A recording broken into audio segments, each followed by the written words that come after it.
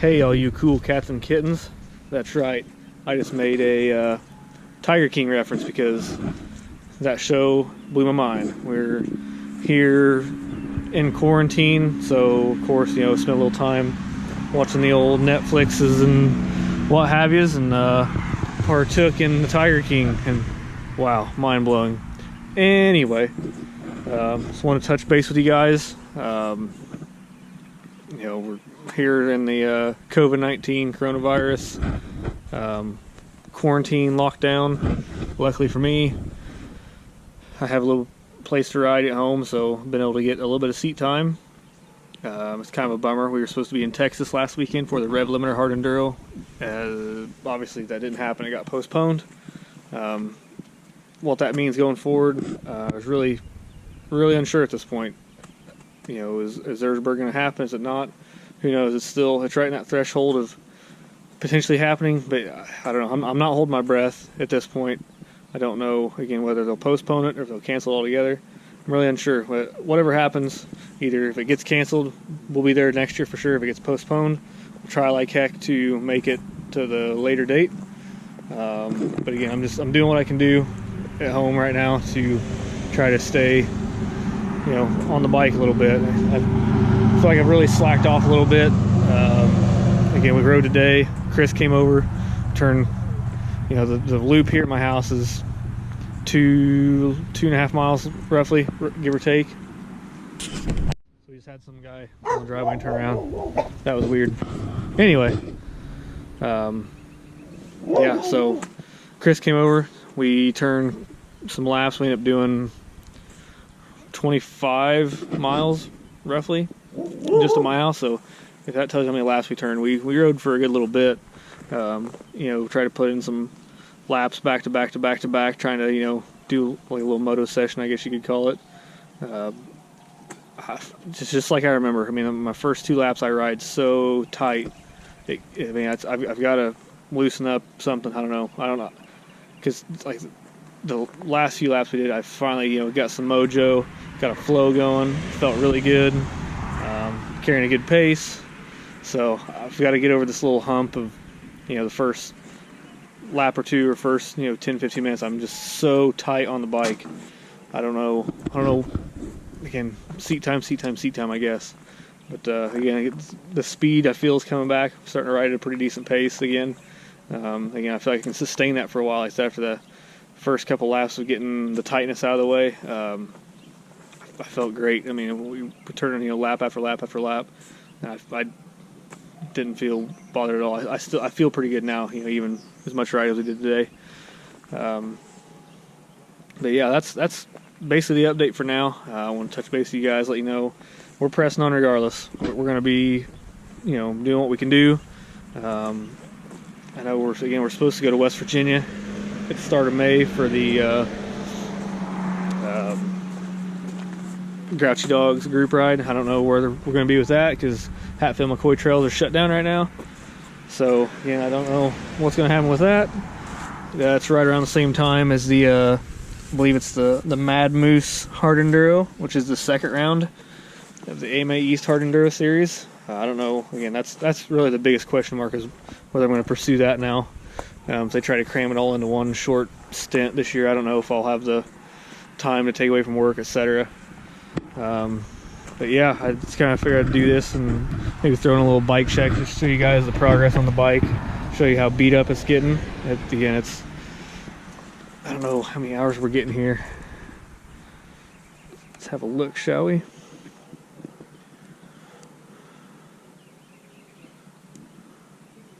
$55.7 hours, and I've had the bike since July.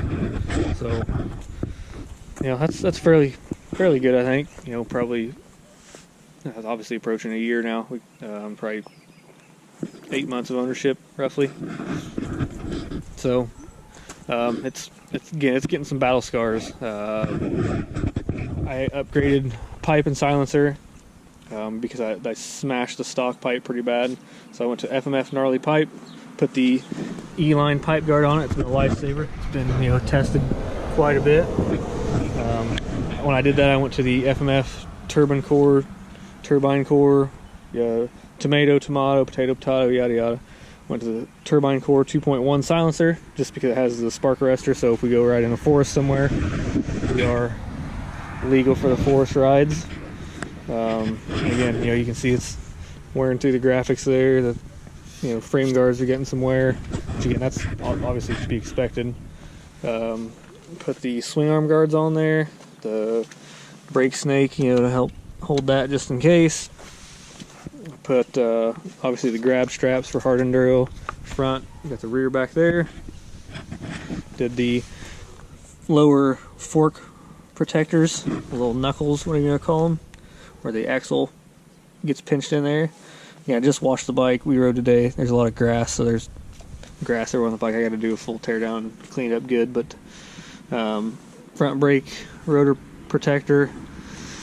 I've been rocking the Shinko 216 front tire. It's the non-fatty. It's just the regular stock size 90/90 by 21. Again, it's just about shot. Today was the last ride on it because it's getting pretty wore out. The knobs are starting to tear. The side knobs are starting to tear. They've really lost their edge. Got the New Tech Moose inserts in both front and rear. As you can see, this one's starting to get a little soft. I don't know. We'll probably get a new one here before too much longer. Left stock flag guard, or hand guards, flag guards, whatever you call them. Went with the ARC unbreakable lever since I don't run bark busters. I just run open end. I did do the ODI bar end protectors just because I got tired of breaking throttle tubes. I do run like the stock style ODI half waffle grips.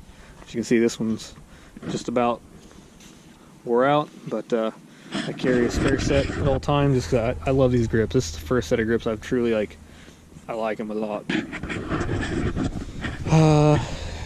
Upgraded chain sprockets, super sprockets, primary drive chain, Enduro Engineering slave cylinder guard, KTM hard parts skid plate. I think that's about it. Like I said, everything I've done, it's really been protection oriented. Again, the power delivery on this bike has been absolutely fantastic. I didn't want to change a thing. Out of the gnarly pipe, I think it made it a little bit better. Not that it needed it, but I like the way it feels now for sure. Around the stock AT81 rear tire right now, just because around here we don't have any rocks or anything. This is a great all-around tire. It's not fantastic at any one category, but it does do a great job at everything. They just, you know, jack of all trades, master of none type thing. It's a great all-around tire. I can't believe I'm saying I normally hate like stock tires that come on bikes, but this actually was a great tire. You can see it's just about served its purpose. It's starting to get pretty worn down. And I also noticed, I don't know if I broke a rim lock or what, but you can see there's a huge bulge in the tire right there. I took it off this morning and, you know, got the Rabicon on it and broke it down, and thinking maybe the Moose insert in there was breaking down, and it was a little bit, but it actually looked okay. But I didn't think to look at the rim lock, but I'm gonna guess it's a broken rim lock, or that Moose is really starting to let go. But yeah, other than that, I've experimented. I was running the Shinko 525 cheaters. I had really good luck with those. But I'm probably going to try to change it up. I know a lot of guys swear by the Kenda.